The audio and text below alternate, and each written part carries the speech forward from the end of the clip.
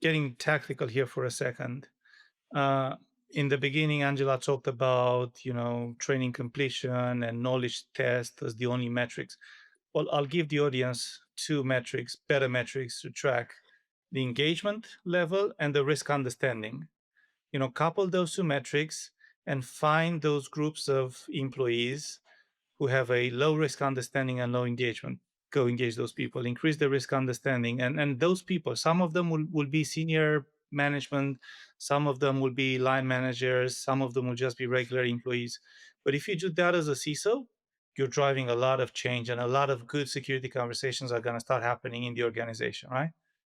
Measure engagement, measure risk understanding, track that, drive improvements across those two human risk factors. So we were talking about, the budgets and all of that. I mean, I think there's also a couple other points as well that you alluded to that security needs to prove its value in business terms, right? We kind of alluded to that, that is a competitive advantage. I mean, I think that's really important. And again, that's the messaging component, right? It is a competitive advantage. And for some reason, that's not getting into the heads of folks that are both CISOs and executives. I mean, everybody. And then also, I think maybe, and Flavius and Angela, you'll know better than me, but CISOs don't always have a seat at the table where decisions are made, right?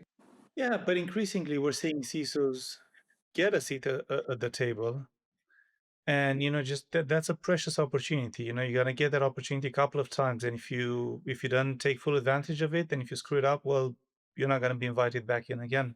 Um, yeah, it is exactly like that. So business get it. Increasingly we're seeing organizations, leadership.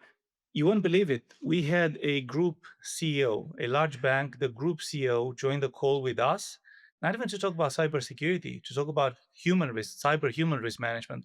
The banking group CEO was really, really interested in cyber human risk management. So they do care. They realize that.